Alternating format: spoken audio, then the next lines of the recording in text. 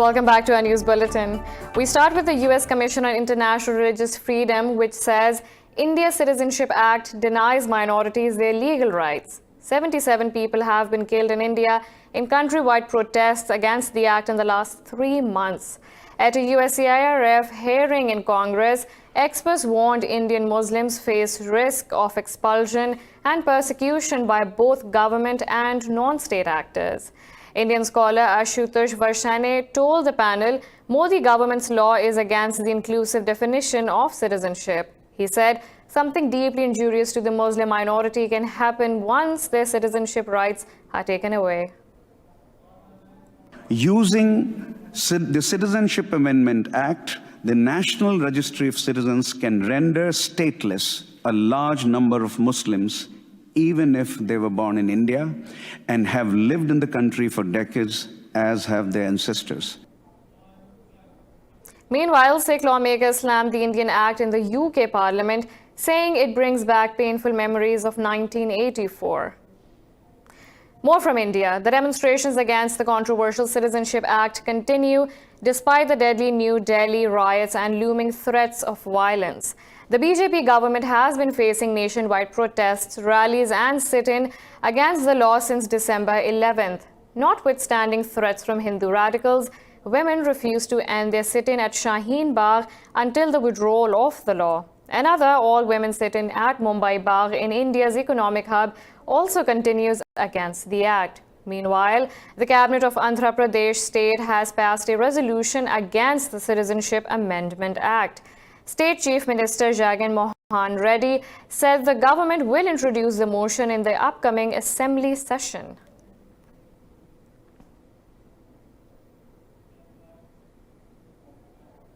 Indian troops have martyred another Kashmiri youth in occupied Kashmir's Baramulla district. Occupation forces martyred the civilian during a cordon and search operation. The civilian, identified as Umar Subhan, was targeted in the Sopore area of the district. The occupying forces have martyred 32 civilians in the valley during the last 2 months. The valley is reeling under India's curfew and communications blackout for the last 214 days. Moving on, the Taliban say they have no secret document or pact with the US under the Doha peace deal.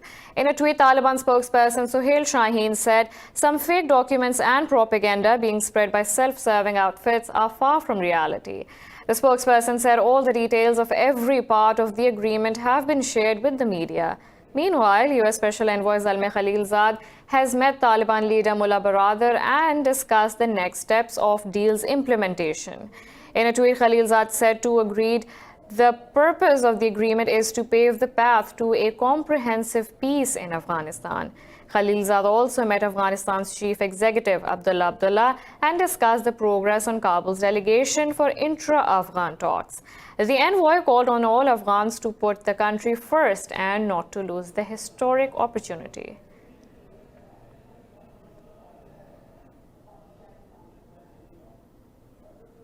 The International Criminal Court will decide today on a probe into wartime abuses in Afghanistan. The verdict by the judges will also include an investigation on possible atrocities committed by US forces in Afghanistan. Last year, the World Court rejected a demand by its chief prosecutor to look into crimes committed in the war-torn country. The demand for an investigation was also bitterly opposed by Washington officials. While the US hailed the decision, human rights groups said it was a blow to thousands of victims in Afghanistan. The court's judges in The Hague are now set to decide on an appeal by prosecutors against the initial decision.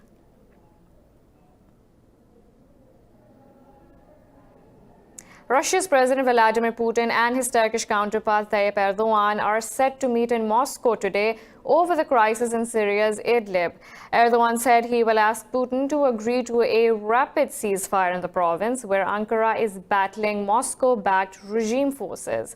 Kremlin spokesperson Dmitry Peskov says the two leaders will discuss the causes and effects of the crisis. He said both presidents will also try to agree on joint measures to defuse escalation in Syria. In recent weeks, dozens of Turkish soldiers have been killed in Idlib, after which Ankara launched a direct offensive against President Bashar al-Assad's regime. Ankara wants Assad's forces to seize an assault on Idlib and pull back behind lines agreed under the 2018 Sochi deal with Russia. Meanwhile, Moscow says Ankara is violating the deal by supporting illegal armed groups in the embattled province. The UN has urged Russia and Turkey to find an immediate diplomatic solution to the conflict in northwestern Syria. At a meeting in Cairo, the UN envoy for Syria, Guy Peterson, said Ankara and Moscow must find a solution to spare the suffering of civilians. Peterson described direct clashes between the Syrian and Turkish militaries in Idlib as a worrying change in the nature of the conflict. He warned that 5 international armies active inside Syria increase the danger of a wider international conflagration. Close to 1 million people have been displaced by the Syrians' recent offensives. EU member states say the bloc strongly rejects what it sees as Turkey's use of migrants for political goals. This comes after Turkey's President Recep Tayyip Erdogan's government denied that it was using the threat of a wave of migrants to blackmail the EU. In a statement agreed by ministers meeting in Brussels, the state said the situation at EU's external borders is not acceptable. It said the bloc will take all necessary measures in accordance with the EU and international law to prevent illegal border crossings. Ankara wants Brussels to step up support for refugees from Syria and Turkey's increasingly intense confrontation with the Damascus regime. But EU members insist Turkey must stick to a previous deal in which it agreed to prevent refugees and migrants from crossing to Greece.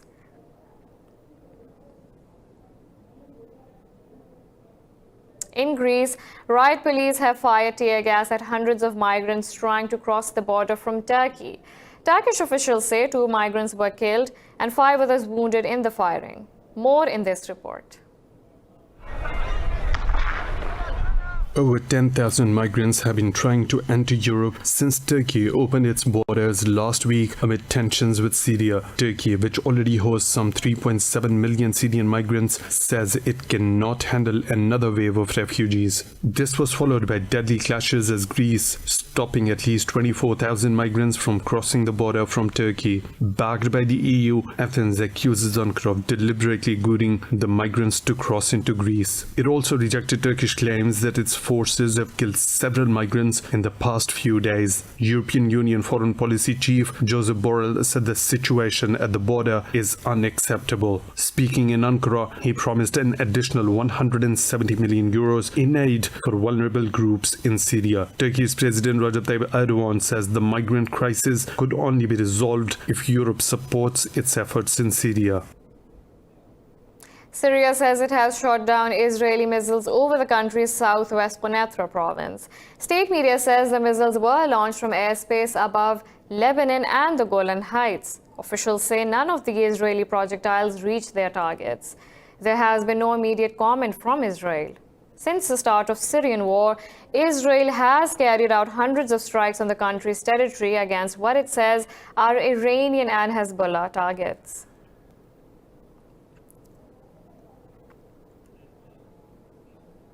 In Israel's elections, Prime Minister Benjamin Netanyahu has once again fallen short of capturing the majority he needs to form a government.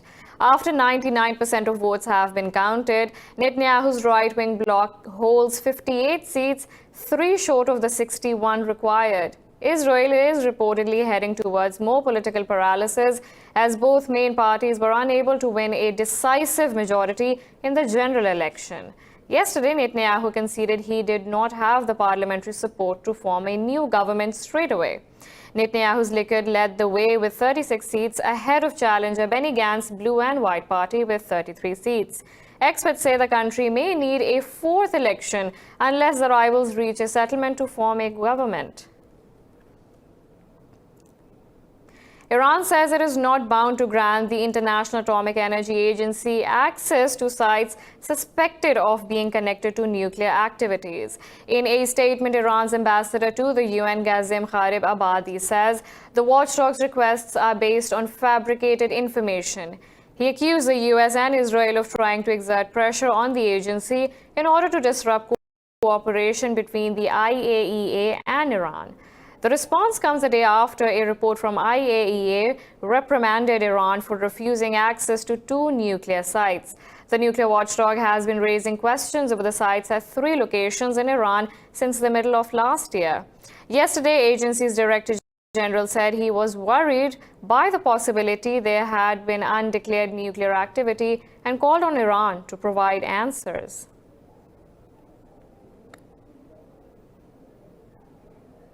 The U.S. has accused Russia of violating the Open Skies Treaty that is designed to improve transparency and confidence between both militaries. Defense Secretary Mark Esper told a congressional hearing that Russia was blocking the U.S. from conducting military exercise overflights.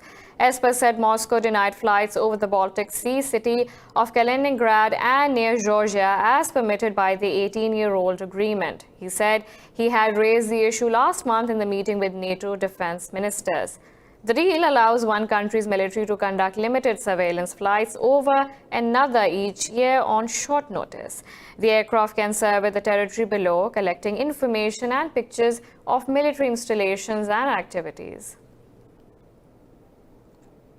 In the U.S., former New York City Mayor Mike Bloomberg has ended his presidential campaign. The billionaire made the announcement after he received only a single win on Super Tuesday. Bloomberg won the U.S. territory of American Samoa after skipping the primary season's first 4 races.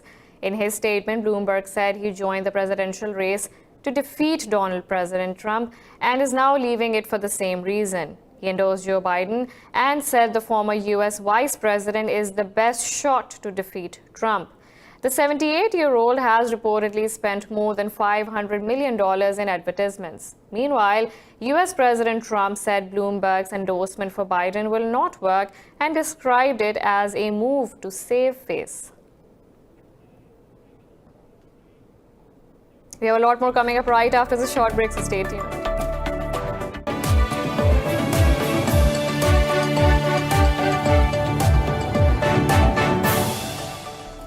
Welcome back. In the U.S., California has declared an emergency after the state's first coronavirus death, bringing the total in the country to 11. There are now at least 150 confirmed cases in 16 states. Meanwhile, the virus has raised threat levels across the world, forcing unprecedented measures. More in this report. Governments around the world are scrambling to contain the new coronavirus as it spreads to more than 80 countries now. The death toll in the US continues to rise. The US National Institute of Allergy and Infectious Disease says they are weeks away from developing a vaccine, but it won't be ready for public use for another 18 months. The phase 1 trial is 45 individuals. Phase 2 trials are hundreds, if not a couple of thousand individuals. It would take then about a year to a year and a half to be fully confident that we would have a vaccine that would be able to protect the American people. And so although the good news is we did it fast, the bad news is that the reality of vaccinology means this is not going to be something we're going to have tomorrow. Saudi Arabia has extended its suspension of the Umrah pilgrimage, while more than 300 million students worldwide will spend weeks at homes as the countries shut schools over the deadly disease. Italy's education ministry has closed all schools and universities in the country until March 15th to help combat the spread of COVID-19. As you know, there has been an ongoing evaluation about whether or not to close the schools, and for the government this was not an easy decision. We have waited for the opinion of the Scientific Technical Committee, and we have decided, prudently, since the epidemiological situation is changing rapidly, to suspend educational activities outside the red zone until March 15. Meanwhile, China is seeing a rising recovery rate of the disease, with over half of the patients in the epicenter of Wuhan cured. The country has reported 31 more deaths, taking the country's overall toll past 3,000. Meanwhile, the high demand for protective masks shows no signs of slowing down as the new coronavirus spreads around the world. Pharmacies are reporting shortages as factories try to meet demand by increasing output. Retailers are also running out of other items such as disinfectant hand wash gels. Details in this report. Before the coronavirus outbreak, China was the world's center for face mask production. But the country's mask factories are now catering to China's needs, and with global demand rising, other countries have had to pick up the ball. This factory in Brazil has upped production by 25%, but still cannot keep up with new orders. Our production increased by around 25% for the capacity that we have today, but the demand was very high. It's even difficult to say what the numbers were. Management had inquiries from all over the world.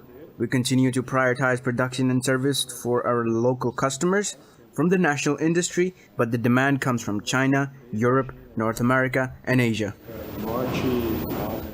The WHO has raised alarm over the situation, saying there were no longer enough masks to protect health workers and infected people.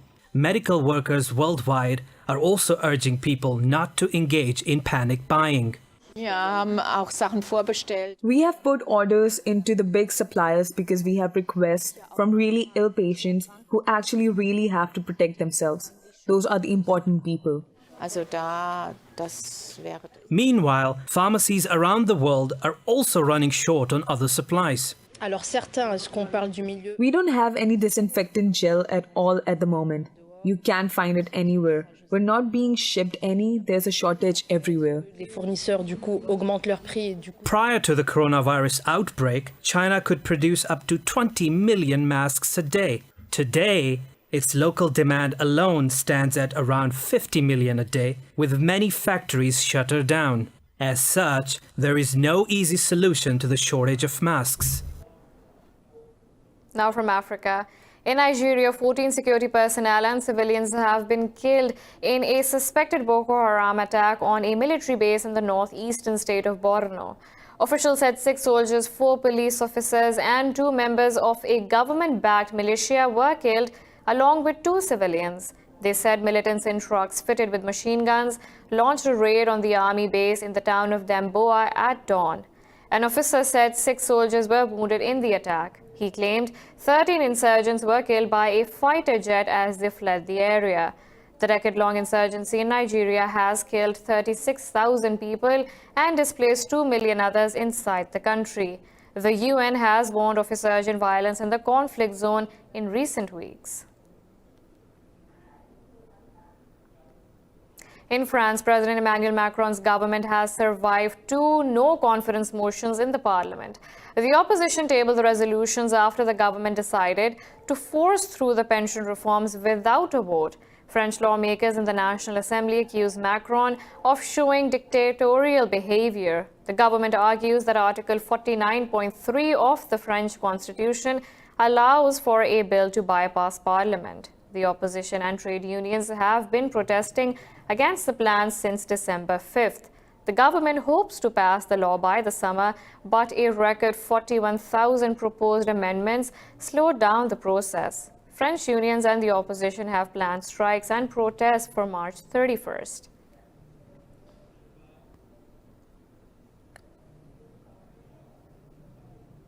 Serbian President Aleksandar Vučić says his country is not a parking lot for migrants.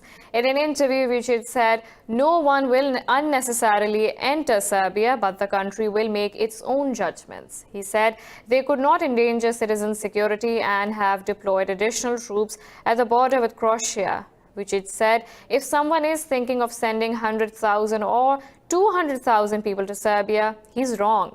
Meanwhile, Serbia's interior minister said the country's security forces are ready to defend the borders from an influx of asylum seekers from Turkey. He said Serbia currently hosts 6,000 migrants. More than 1,350,000 asylum seekers have crossed to Europe after Turkey opened its borders.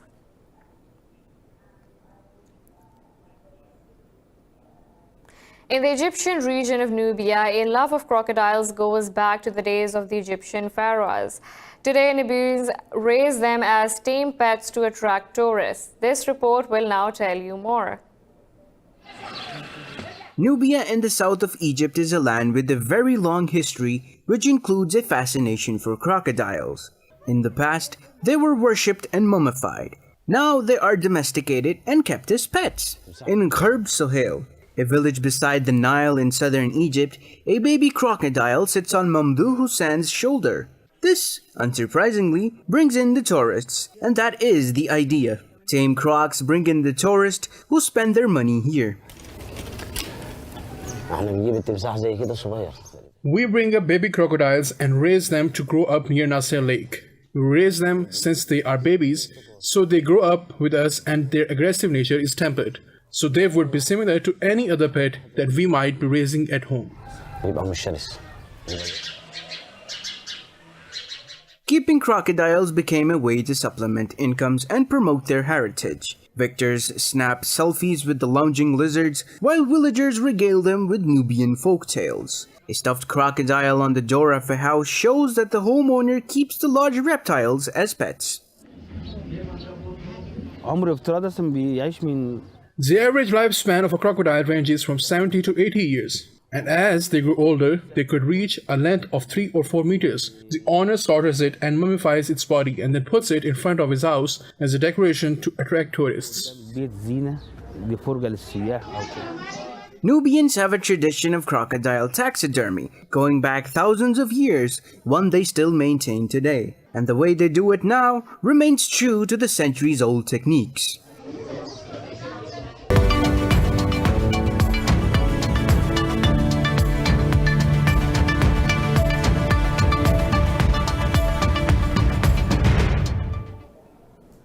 Germany's national flag carrier Lufthansa says it will ground 150 aircraft from total fleet of 770 planes because of the coronavirus. The German airline spokesperson said the carrier is adjusting its plans to reflect the extraordinary circumstances. He said among the grounded aircraft, 25 are long-haul jets. Earlier, Lufthansa said it is suspending flights to China until April 24th and to Tehran until April 30th. The airline said it is too early to assess the impact of the virus on company earnings.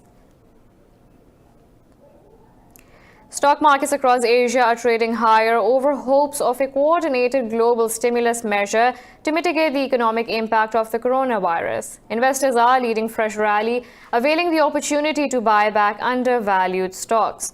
Hong Kong's Hang Seng has gained 2% after shares of life insurer AIA soared over 2%. Shanghai Composite is trading nearly 2% higher. Seoul's Kospi has gained over 1% as shares of LG Chem soared about 3%. Nikkei 225 is trading over 1%. Meanwhile, international Brent crude oil price has surged over 1.5% higher over hopes OPEC to slash output.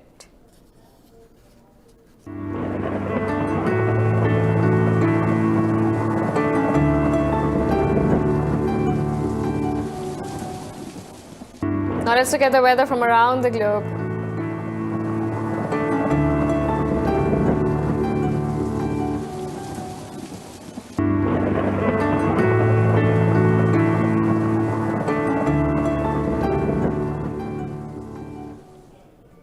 This is all for now. For the latest updates, you can follow us on social media at indus.news.